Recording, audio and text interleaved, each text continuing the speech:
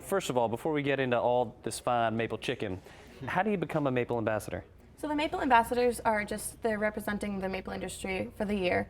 And in order to become maple ambassador, you have to be a Vermont resident, 16 to 21, and you basically just submit an application with an essay, as well as a letter of recommendation from a sugar maker in your county. All right, so what was your essay about? My essay was about finding a balance between the technology of the future and still incorporating the tradition of maple. That's like seriously deep. That's like deep maple discussion. And what about you? Well, to be honest, I can't remember what my essay was about right now. It was that good. Well, it was in the heart of maple season. I was really tired, and I think I wrote it the night before, but I guess it was good enough that It was good enough. that it got me in. You know, That's great. Yeah. So, what is the recipe you guys are doing today? So today we're going to make garlic maple chicken. All right, and that sounds like a... Yeah, this is a favorite in my family. All right. So what we're going to start out with is just 2 decent-sized boneless, skinless chicken breasts. All right, do I need to turn the stove on at all? Yeah, it's going to go on to medium-high heat, and All you're right. also going to preheat the oven to 400 degrees. Okay, that's a hot oven. It is. And you're basically just going to, if you want to do the honors, you're just going to cut the chicken into slices, decent size, not too big, not too small.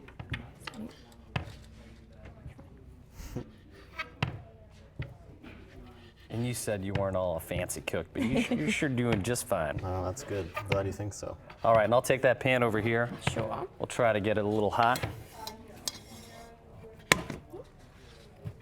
And so both of you guys do sugar, right? We Yes, do. we do. Okay. Yeah. And I mean, how big of an operation? My family does a very small one. We have about 400 taps in northern Danville. Okay. So we have more of the traditional. We don't have reverse osmosis or anything like that. That's like crazy osmosis talk. I love Danville up there. We have 2 pork farmers that we work with for Black River Meats, the Gagnas up there. Yeah. Bryce and Debbie, and they're awesome. Wonderful pasture-raised pigs. So next year we'll do the same recipe with their pork. Absolutely. And then you're just going to take a little bit of oil. It can be olive oil, canola oil, vegetable oil. And you're just going to put a little bit in the pan and swirl it around to coat it. And then you're just going to place each one of the pieces of chicken in the pan. Okay. And you're just going to sear it on each side for 2 minutes just to get a little bit of a crust on it. It's all gonna fit. Nah, we'll do that many. We'll And just then do a that's just couple. going to go a couple minutes just to get a nice brown on it. All right, and what about you, Will? I mean, how many taps have you guys done, and are you still working maple, or? Yeah. So we just took the operation over from an older guy who was retiring. See, that from his next job generation, Yeah. I mean, that's one of the things about maple. It's It keeps pretty going. cool. It doesn't always happen with other industries, but it happens with maple. So he had about 1,700 taps. Wow. And we sugared with him, and he kind of showed us the ropes. And then this year we've expanded to about 12,000. Wow. So it's gotten quite a bit bigger. But we actually sell sap from about 10,000 of those taps. So we're really boiling off of like 2,500 taps of our own. So I mean, people just sell liquid sap, right? Who do you sell liquid sap to? Just other people who Yeah, boil other it down? producers. So they might Wow. buy from 5 or 10 or more. Does it like come in producers. like a big tractor, like They tanker come in truck? like you'll actually people probably might not notice it, but this time of year you might see these big plastic tanks in the back of trucks. That's sap trucks or stainless steel, but it looks kind of like a smaller milk truck, That's but cool. usually big plastic tanks. Yeah. Very cool. Yeah. Yeah, if you forget a fork, just Always use a just knife. use a knife. Oh yeah. It's all the same. That's how you know you come from a farming background. You're like, we'll make do. Make do with it. Yeah. Yeah. I'm just gonna flip them around, make sure each side gets nice and coated. Great. Looking good. And when they're in there, you're just gonna add a little bit of salt and pepper. I use coarse ground salt just because it adds a little bit more of a crunch. All right. And you're just gonna add some of that in. And just a light season on both. Oh yeah. Nice. Yeah.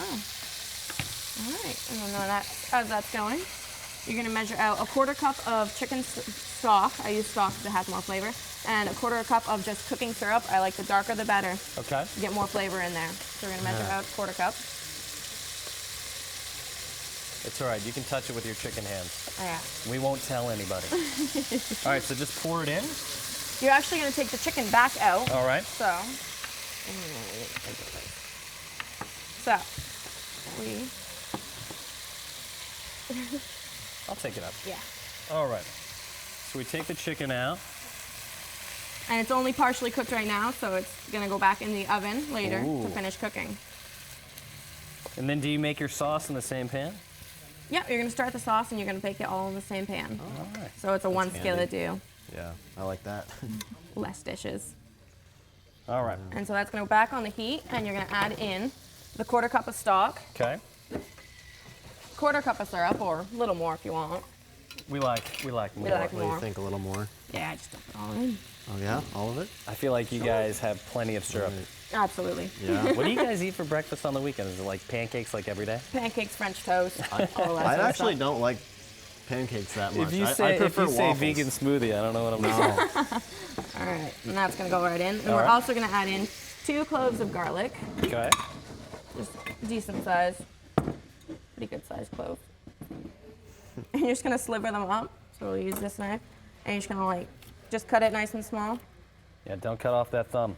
Yeah, you need those for sugaring. You need those for tapping the trees. And you're gonna just slice those up, kind of small, and add that right in with the stock and the syrup, and cook that down for a few minutes just to get it nice and thick and caramelized. And I got a question for you guys. I mean, you guys are active in the maple industry. You're definitely ambassadors for the maple industry. I mean, do you guys feel like maple's always going to be a part of your life, like something you do for your entire life? Absolutely. Yeah. I think to some extent, yeah. Yeah. I don't know if I would continue on the scale that I'm doing forever, because I'm just working with my dad, so maybe something else would catch my interest. Yeah.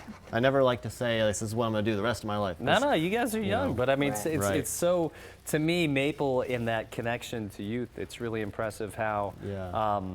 just responsible, you know, kids who grow up in that maple industry are, and how focused they are as, you know, hey, this is what we have to do. That agricultural lifestyle Yeah. is something where it teaches you what to do. And in Vermont, I mean, especially with the decline of dairy farms, it seems like Yeah. there's not that common among Right. young people. Right. You know? Yeah. Right. So There's a lot of sugaring people is one that of just those don't things. Yeah. Well, you know, about it. maple's a short season. Right. Dairy, you wake up every day at 3 a.m. Very early mornings, yeah. Yeah. And then you're also gonna add in 2 teaspoons of thyme. Okay, dried thyme. Yeah, fresh or dried, doesn't really matter. You're just gonna add that right in, and then that'll just cook down a little bit. Perfect. Yeah. All right. And that's just gonna stir constantly for a couple of minutes, and then you're just gonna put the chicken back in. Okay. You're just gonna place that right back in there. Yeah. And it's gonna finish cooking in the nice, sweet, caramelized sauce. And then do we add the maple syrup and the other parts too? Yep, you're gonna add in Or the vinegar? you're gonna add in a tablespoon of apple cider vinegar, Okay. as well as as well as a tablespoon of just stone ground. I use Grey Poupon mustard. I can shake it. We Yeah. can do it. It's not very precise. you It go. doesn't. There we It's go. all according to taste. Yeah. And then we'll Now swirl mix that it around. Wow, that is really aromatic. That is intense. It makes the whole house smell. All right, that is really coming together. All right, we got a finished version here, right? We do. In our magic oven. Right in All right, the let me oven. see if I can grab that. Magic oven with the fork already added to it. And that comes out, and you're just gonna basically just plate it up, and it's No, that's wonderful. Yeah. I mean, that's a great dish. I mean, not too complex. Very easy. Very feeds the that. family very quick. Doesn't even need a knife. Right. And it's just gonna go in the oven, the 400-degree oven, for about 10 minutes or until the chicken's done. That's really nice. I mean, just a lot of maple in there, but Yeah. that herb quality comes all the way through. It's really And the good. garlic cuts the sweet so that it's not quite overpowering. No, that's a great dish. See, that's why you tune in. That's why you turn it into Vermont PBS, so you can learn how to cook maple chicken.